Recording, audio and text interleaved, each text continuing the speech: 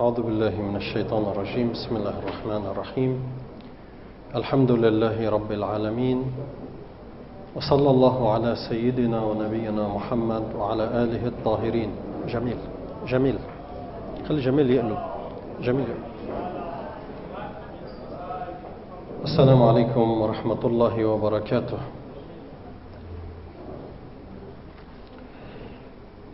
Donc voilà, nous commençons notre troisième cours de jurisprudence islamique concernant la prière. Nous avions évoqué les parties de la prière. Nous avions parlé de l'intention et le takbir de l'ouverture de la prière, takbiratul ihram, le fait de dire Allahu Akbar au début de la prière,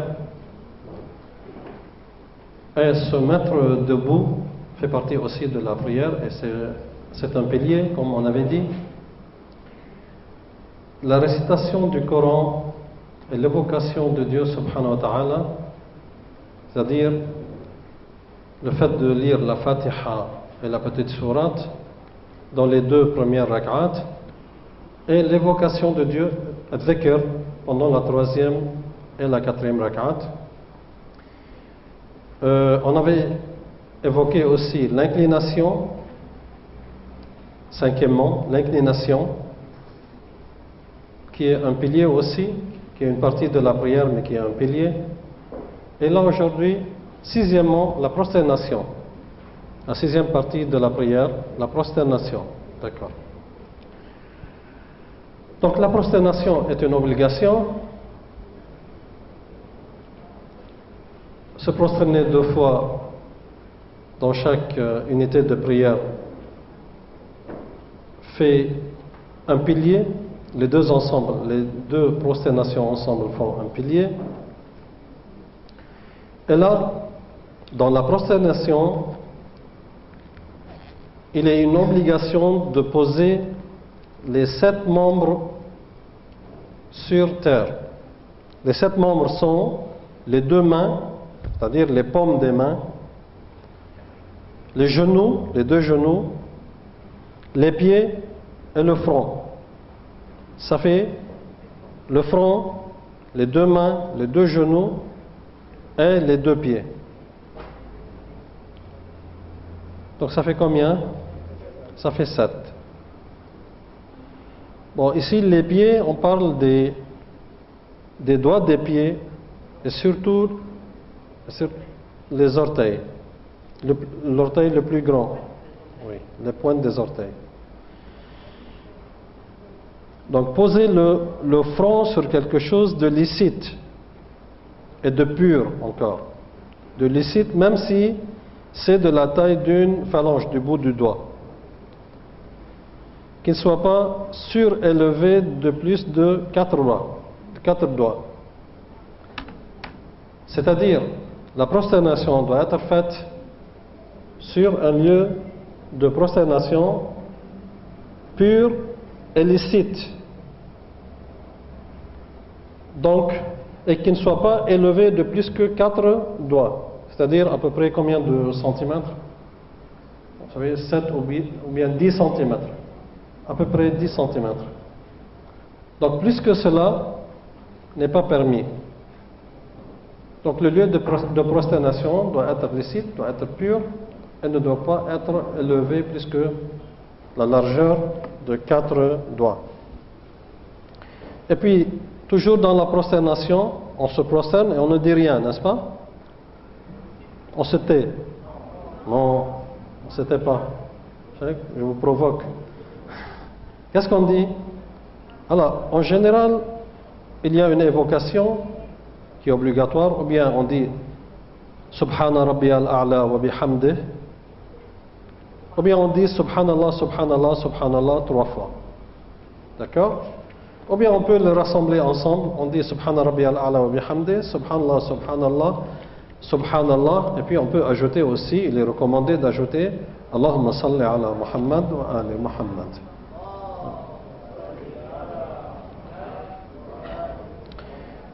Donc, après la première prosternation,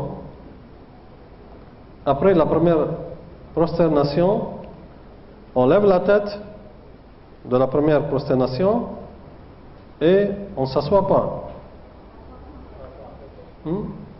Ceux qui sont en train de lire, on s'assoit ou bien on ne s'assoit pas? On s'assoit sur les talons. D'accord? Donc on s'assoit sur les talons après la première prosternation de façon stable et équilibre. Par précaution, ne pas abandonner de la faire, par précaution obligatoire, ne pas abandonner de la faire après la seconde prosternation. C'est-à-dire, sajda, julous, et puis sajda, et puis julous. C'est-à-dire, on se prosterne, et puis on s'assoit sur les talons de nos pieds, et puis on se prosterne, et puis là, après la deuxième prosternation, il y a aussi une pause. C'est-à-dire, on s'assoit et on se repose un peu. Ça, c'est selon la jurisprudence de l'école de Ahlul Bayt. Mais selon la jurisprudence des écoles des musulmans, des autres musulmans, des autres écoles islamiques, il n'est pas par précaution obligatoire de s'asseoir après la deuxième prosternation. Oui? Dis ce que tu veux dire. On se lève? Non, nos frères musulmans, après la deuxième prosternation, ils se lèvent directement, sans s'asseoir. Et puis on les voit dans les mosquées. Il est par précaution obligatoire, après la deuxième prosternation, de s'asseoir un peu, seulement en arabe, jalsat al-istiraha, c'est-à-dire l'assise de repos. On se repose un peu après la deuxième prosternation. Donc voilà, on est toujours dans la prosternation, s'asseoir sur les talons après la première prosternation de façon stable et en équilibre, par précaution de ne pas abandonner de la faire après la seconde. S'il a posé par inattention son front sur quelque chose d'illicite ou bien d'impur, sajad ala shi haram ou ala shi, quelque chose qu'il n'a pas le droit de se prosterner là-dessus. Comme quoi? Comme le tissu, par exemple, le tapis, natte en tissu, ou bien je ne sais pas quoi, il y en a quelque chose qui est en plastique, par exemple, qui n'est pas. Nous avions évoqué avant, on a dit que il faut que ce soit sur la terre, de la terre, ou bien de ce qui pousse de la terre, qui n'est ni mangé, ni porté, même la yu'kal wa la yulbas. Vous voyez? Donc si on se prosterne sur quelque chose qu'on peut s'habiller, comme les choses en plastique, parfois on les utilise pour s'habiller, ou bien ce qui est mangé, comme, je ne sais pas, pomme de terre, quelqu'un qui se prosterne sur une pomme de terre, frite, donc là il doit enlever sa tête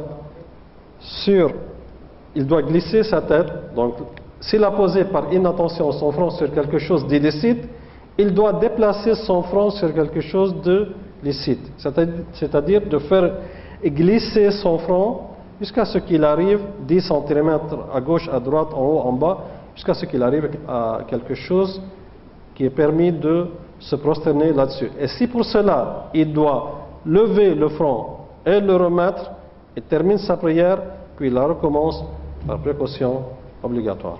Donc voilà, on doit dès le début savoir qu'on doit se prosterner sur quelque chose dont il est permis de se prosterner là-dessus.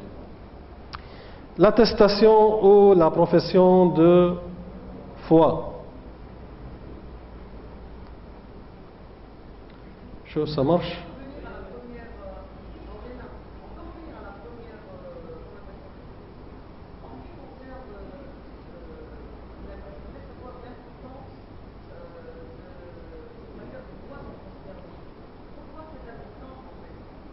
Ah, pourquoi?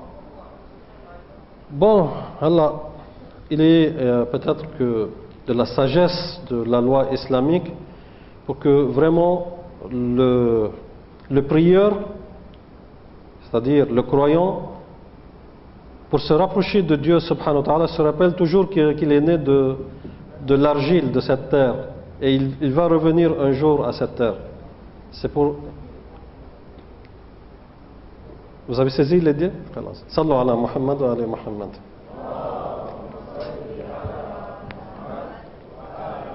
Donc l'attestation ou la profession de foi est récitée obligatoirement en arabe. Il est obligatoire une fois pour la prière à 2 rak'at, 2 fois pour les prières à 3 ou 4 rak'at, de réciter Ashhadu an la ilaha illallah wahdahu la sharika lah wa ashhadu anna Muhammadan abduhu wa rasuluh Allahumma salli ala Muhammad wa ali Muhammad.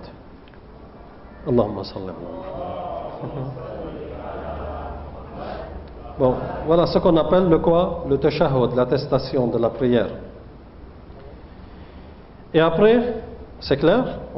On a expliqué? Non, c'est bon, c'est clair. Et après l'attestation de tashahhud, on a la salutation, at-taslim. At-taslim à réciter obligatoirement en arabe. Quand on doit terminer la prière. C'est pour clôturer, finir la prière. At-taslim, on sort de la prière. Et puis là, il y a 2 formules. Assalamu alayka ayyuhan nabi. Assalamu alayna. Bon, il y a une faute ici. Assalamu alayna wa ala ibadillahi as-salihin. Assalamu alayka. Assalamu alaykum wa rahmatullahi wa barakatuh. Il y a des fautes de tape. Il y a des fautes de tape. En tout cas, c'est pas grave. Assalamu alayna wa ala ibadillahi as-salihin. Assalamu alaykum wa rahmatullahi wa barakatuh. Si on dit la première formule ou bien la deuxième, l'une des deux suffit. Bon, écoutez-moi, si jamais vous m'entendez dire pendant la prière Ashhadu an la ilaha illallah wahdahu la sharika lah wa ashhadu anna Muhammadan abduhu wa rasuluh Allahumma salli ala Muhammad wa ali Muhammad Assalamu alaykum wa rahmatullahi wa barakatuh. Vous allez dire, mais qu'est-ce qu'il a le cheikh? Non, mais c'est juste. C'est juste. Les deux autres formules sont recommandées. Assalamu alayka ayyuhan nabiy wa rahmatullahi wa barakatuh. Assalamu alayna wa ala ibadillahi as-salihin. Assalamu alaykum wa rahmatullahi wa barakatuh. Et puis ça, c'est une attestation encore. At-tashahhud. Ashhadu an la ilaha illallah. Donc, vous voyez, on peut dire Assalamu alayna wa ala ibadillahi as-salihin. On peut dire Assalamu alaykum wa rahmatullahi wa barakatuh. Et il est recommandé de dire les deux ensemble et d'ajouter Assalamu alayka ayyuhan nabi wa rahmatullahi wa barakatuh. Donc Assalamu alayka ayyuhan nabi wa rahmatullahi wa barakatuh est recommandé. Et puis on ajoute ou bien Assalamu alayna wa ala ibadillahi as-salihin ou bien Assalamu alaykum wa rahmatullahi wa barakatuh ou bien on les rassemble tous les trois ensemble. Assalamu alayka ayyuhan nabiy wa rahmatullahi wa barakatuh. Assalamu alayna wa ala ibadillahi as-salihin. Assalamu alaykum wa rahmatullahi wa barakatuh. Et puis pour terminer, qu'est-ce qu'on fait? On fait... Non. Pour terminer, la prière est recommandée de faire 3 fois Allahu Akbar, Allahu Akbar, Allahu Akbar. Mais est-ce qu'il est recommandé de faire Assalamu alaykum wa rahmatullah, Assalamu alaykum? C'est recommandé? C'est pas recommandé. C'est pas recommandé. On va faire chose. On va publier ça sur YouTube. C'est pas recommandé. Bon, ce n'est pas recommandé. Assalamu alaykum wa rahmatullah, Assalamu alaykum wa rahmatullah. Non, ça n'annule pas. طيب. La récitation d'une invocation, الدعاء, القنوت. La récitation d'une invocation à la deuxième station debout, al-qunut. Le qunut, qui est pendant la deuxième rak'at, après la récitation du Coran, on lève les mains et on fait un petit dua. Ça s'appelle qunut. Qunut en arabe, ça veut dire quoi? Dua. Dua, ça veut dire invocation, ça veut dire prière. C'est tout, c'est simple. C'est recommandé, ce n'est pas une obligation. C'est recommandé. Si jamais on oublie le dua et puis on s'incline, on peut continuer la prière. On n'a rien délaissé d'obligatoire.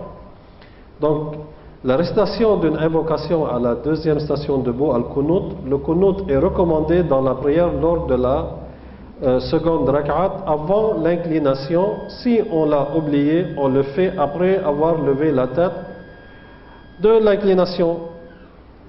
Bon, alors on le fait pas, bon, ce n'est pas une obligation. On peut le faire après avoir levé la tête de l'inclination. On peut le faire. Celui qui aime, qui veut prier Dieu, qui veut demander quelque chose, il a descendu dans le cours, il s'est incliné, et là il s'est rappelé que j'ai pas fait le qunut. Donc là, quand il lève la tête, il fait le qunut et après il descend au recours, n'est-ce pas? Oui, hein? Oui. Il descend au recours à l'inclination? Non, je vous piège, hein, c'est pour vous réveiller. C'est pour vous réveiller. En tout cas, s'il oublie le qunut et qu'il a envie, parce que c'est recommandé, il a envie de le faire, après qu'il lève la tête de l'inclination, il fait le qunut et là, il n'a plus le droit de faire une deuxième inclination. Parce que ça fait 2 piliers, et 2 piliers, ça annule, ça invalide la prière. 2 piliers. Donc, il fait le qunut et directement il descend à la prosternation. D'accord?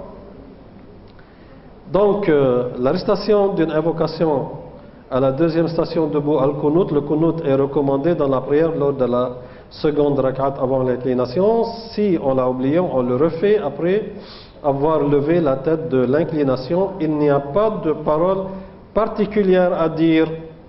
Ce qui vient à l'esprit en évocation et en invocation suffit, et on n'est pas obligé de le dire en arabe. On peut le dire en français, en djoula. On peut faire le qunut en djoula. Bon, on a quelque chose à dire à Dieu et puis on veut le faire avec, comme on dit, de tout notre cœur, sans façon, comme on le dit ici à Abidjan. Et on parle avec Dieu subhanahu wa ta'ala. Ce qui vient à l'esprit en évocation et en invocation suffit, et on n'est pas obligé de le dire en arabe, mais il est préférable de dire ce qui a été rapporté par les infaillibles, Ma'soumin alayhi salam. Par exemple, une partie de dua comme elle qu'on vient de lire, une partie de dua, je sais pas, d'un dua des Ahlul Bayt alayhi salam. Donc il est recommandé aussi de lever les bras pendant le qunut. N'est pas lever les bras pendant le qunut n'est pas une condition, même si cela pose problème de ne pas le faire. Aussi est-il préférable de la faire par précaution. Bon, je ne sais pas, ici le texte est un peu mélangé. Lever les bras pendant le qunut n'est pas une condition, d'accord, bon, ça c'est clair. Même si cela pose problème de ne pas le faire, aussi est-il préférable de la faire par précaution? Bon, en tout cas, le texte n'est pas... Bon, en tout cas, le qunut n'est pas obligatoire. Et le fait de lever les mains pendant le qunut aussi n'est pas obligatoire. Mais c'est un acte, c'est un bon acte. C'est une façon qui est belle, qui est bonne, qui est recommandée.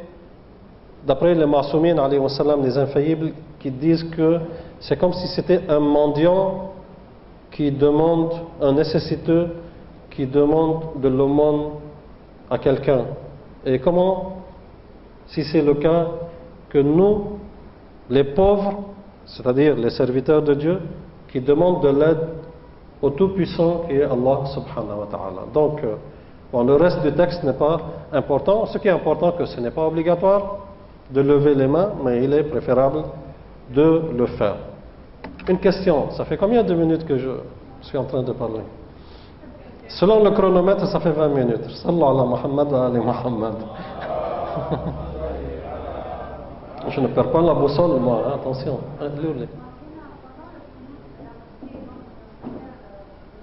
Oui.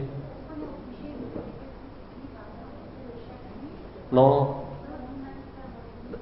Non, vous n'êtes pas obligé de suivre le cheikh par ses paroles. Parfois, il répète des doigts que vous n'avez pas envie de le dire. Vous dites ce que vous voulez. Mais écoutez, puisque vous avez posé une question, là je vais répondre une question générale. Il est obligatoire de suivre l'imam pendant la prière collective, pendant les actes, de ne pas le dépasser par les actes, mais il n'est pas obligatoire de suivre l'imam dans les paroles. C'est-à-dire, avant qu'il ne dise Subhana Rabbi al-Azim wa bihamdih, tu peux dire, avant qu'il ne récite le tashahhud, tu peux réciter le tashahhud. Avant qu'il ne dise le taslim, tu peux le faire, mais tu ne peux pas t'incliner avant lui, tu ne peux pas te prosterner avant lui. Donc, comme on dit la règle en arabe, يجب المتابعة في الأفعال ولا يجب المتابعة في الأقوال. Donc, il est une obligation pendant la prière, c'est-à-dire pour que la prière jama'a soit juste, il faut suivre l'imam avec les actes, mais il n'est pas une obligation de le suivre avec les paroles. Donc voilà. حتى التسليم.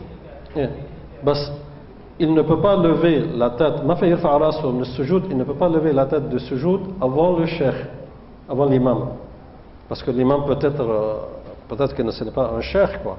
Ce n'est pas une obligation qu'il soit un cheikh. Ça peut être un pieux, quelqu'un de juste.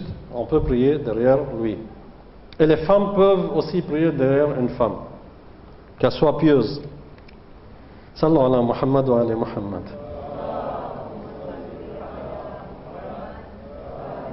Donc, bon.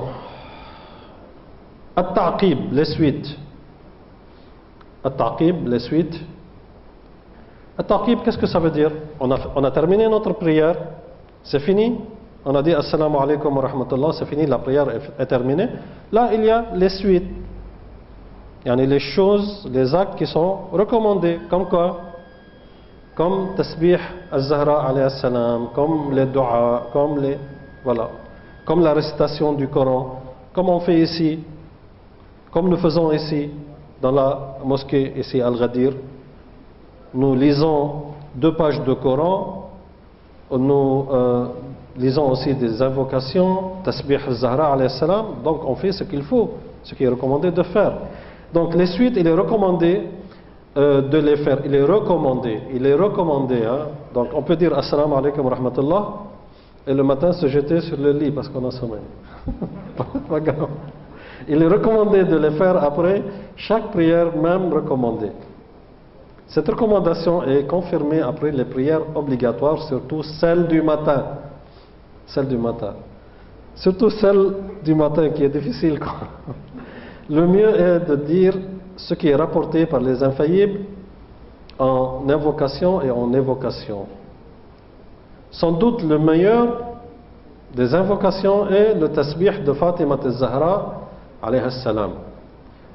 Qu'est-ce que le tasbih de Fatima al-Zahra? C'est 34 fois Allahu Akbar et 33 fois Alhamdulillah et 33 fois Subhanallah. Ça fait en tout combien? Ça fait 100 fois. Bon, qu'est-ce qu'on fait? On continue?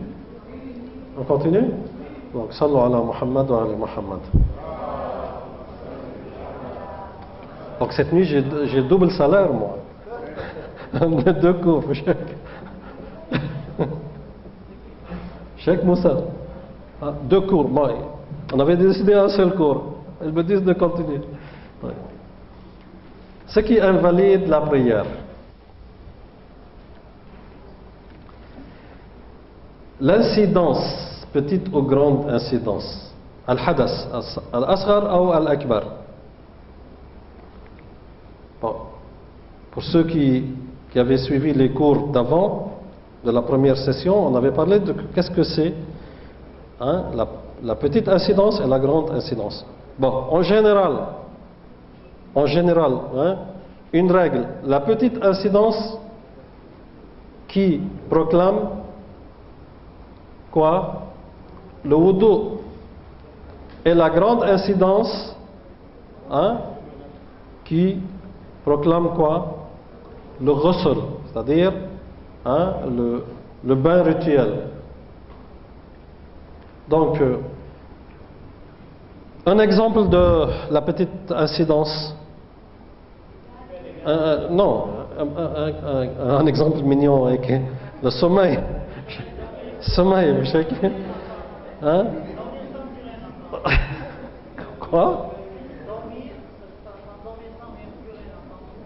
Oui, dormir jusqu'à ce qu'on n'entend plus. Jusqu'à ce qu'on n'en voit plus. Et hein, le plus important, c'est qu'on n'entend plus. Parce que parfois, on peut fermer les yeux, hein, mais on entend toujours. Donc là, notre wudu est toujours valide. Mais si on n'entend plus, comme les vieux, mchek, les grands-pères et les grands-mères, le chien tête elle entend, parce qu'elle fait semblant de ne pas entendre, qu'elle dort. Bon, ok, ça c'est les petites incidences. Et les grandes incidences, c'est comme quoi? Le toucher du mort, c'est plus mignon, n'est-ce pas? Ah, ça me rend la chiche, toucher du mort avant ce lavage. Ah non, ça me rend la chiche, sur des choses. Qu'est-ce qu'il y a encore? Toucher du mort, bon, il y a les... Oui.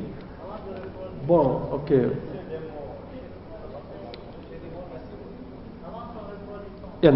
Avant le lavage mortuaire et avant et après qu'il soit refroidi. S'il est refroidi et avant le lavage mortuaire, si on le touche, on doit faire le ghusl. Donc ça, c'est un exemple de quoi? De l'incidence. Parce que je suis revenu à la première session, hein, parce qu'il y a des gens qui n'étaient pas. Donc, c'est par galanterie, mchek. Sallallahu ala Muhammad wa ali Muhammad. Donc l'incidence, ce qui invalide la prière. 1. L'incidence petite ou grande, volontairement ou par inattention.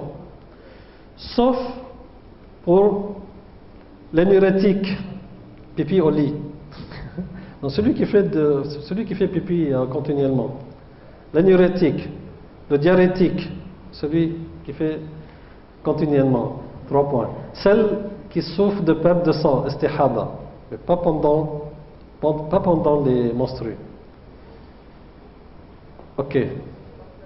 Ça c'est 1. 2. La position volontaire des mains sur le ventre, l'une sur l'autre. Le fait de croiser les bras, comme certaines écoles juridiques musulmanes. Chez eux, c'est recommandé, mais selon l'école de Ahlul Bayt, le fait de le faire annule la prière. 3. Tourner son corps volontairement de plus de 90 degrés de sorte à ne plus être dans l'orientation de la Qibla. Ça a besoin d'explication? 4. Prononcer volontairement un mot. Un mot. Ya Allah, tfaddal. Oui, atil afi. Atil afi. Il recommence sa prière. Ça c'est un mot. Oui, c'est un mot. Yes. عفوا مش عم بسمعك حاجة عليا. Ça vient. عمرك طويل حاجة, ça vient. Prononcer volontairement un mot qui ne fait pas partie de la prière. On peut rendre le salam, même c'est obligatoire si on est seul, mais par les mêmes mots. Les prières. pendant la prière, quelqu'un rentre et dit Assalamu alaikum. Qu'est-ce que je lui dis? Il dit Assalamu alaikum. Je ne lui dis pas Alaykum assalam wa rahmatullah wa barakatuh. Il a dit Assalamu alaikum, on répond Assalamu alaikum. Je pense que Assalamu alaikum c'est sur les anges quoi, et les prophètes. Bon, en tout cas, c'est comme ça qu'on doit dire. Les éclats de rire. Quelqu'un qui se rappelle d'une blague, je ne sais pas de quoi, de quelque chose qui s'est passé avec lui, et là il ne peut plus se retenir. Il éclate en rire. En arabe, on appelle ça al-qahqaha. Le mot vient du son de l'éclat de rire. Qahqaha, ça veut dire ka. Vous voyez? Là, qu'est-ce que je fais maintenant? Orient, je fais al-qahqaha. Bon, le fait de sourire simplement n'annule pas la prière. Je vois un bébé mignon, chafchou, je le souris, ça n'annule pas la prière. Monsieur, on a besoin d'explications? Je pense pas.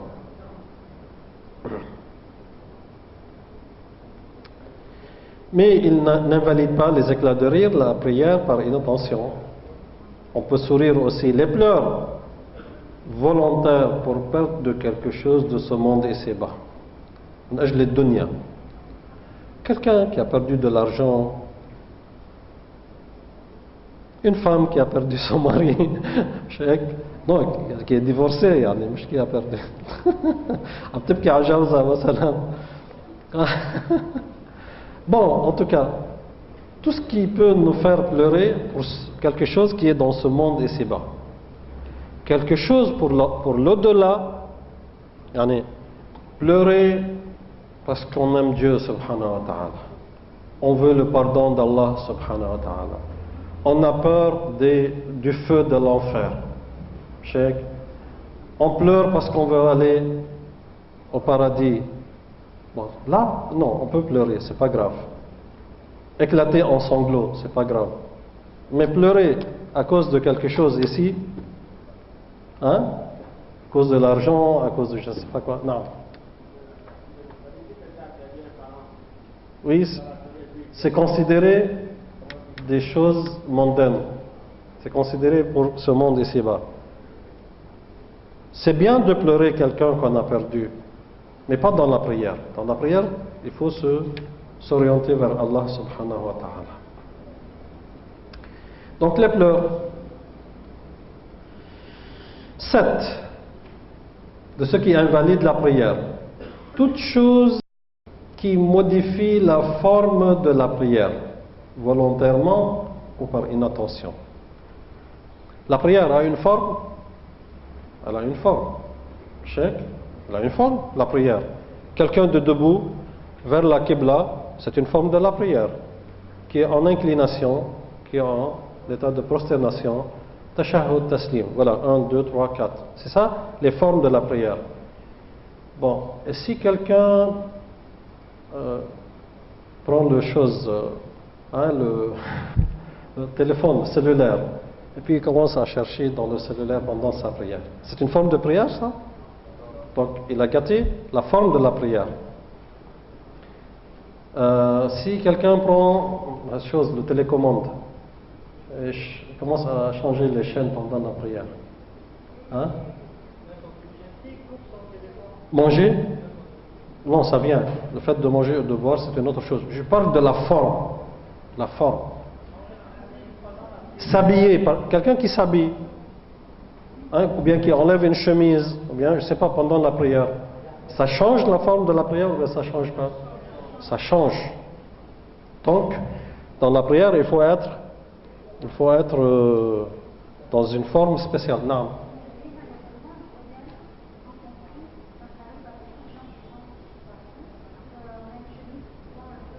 Non, voilà, c'est pas grave. Moi aussi, je le fais avec mon abaya dans la prière. C'est pas grave. Non, je parle de gesticuler. Le fait de gesticuler pendant la prière, ça change la forme de la prière. Ba'dan, Ahmad. On n'a plus de temps. Ba'dan. Bon, sallu ala Muhammad wa ala Muhammad. Boire et manger, on a 8, 9, 10. Hein, et puis ça fait 34 minutes, on doit finir. Bon, boire et manger, et même si c'est en petite quantité, il trouve dans sa poche, par exemple, une miette de, je sais pas, de biscuits, yallah, je fais passer pour... Non. Boire et manger, c'est interdit. Dire volontairement Amin après la Fatiha, selon l'école de Ahlul Bayt, alayhi salam, après le cours. Selon l'école de Ahlul Bayt, alayhi salam, ça invalide la prière. Donc ça fait deux différences entre l'école de Ahlul Bayt et les autres écoles juridiques. Le fait de se croiser les bras sur le ventre et de dire Amin. Dire volontairement Amin après la Fatiha, et non si c'est par inattention ou bien par précaution, parce qu'on est dans une mosquée où on ne veut pas gâter la fraternité entre les musulmans. Donc là, s'ils se fâchent, ou bien s'ils vont faire une dispute à cause de ça, donc on le fait, ce n'est pas grave. Mais dans les cas normaux, non, il n'est pas permis. Ajouter ou retirer un pilier, quel qu'il soit, l'inclination, les prosternations, Allahu Akbar, l'ouverture de la prière. Donc ça fait combien? Ça fait 10 choses qui invalident la prière. Ajouter ou retirer un pilier, quel qu'il soit. Si ce n'est pas un pilier, cela n'annule pas la prière si c'est fait par inattention. Il n'est pas en fin de compte, pour clôturer, il n'est pas permis d'interrompre la prière par choix. Quelqu'un qui est en train de prier, il a eu envie d'arrêter sa prière. Non, c'est interdit. Wala tubtilu a'malakum dans le Coran. Et n'invalidez jamais vos actes d'adoration. Voilà, tubtilu a'malakum. Sauf les prières recommandées, mais il est préférable de ne pas le faire.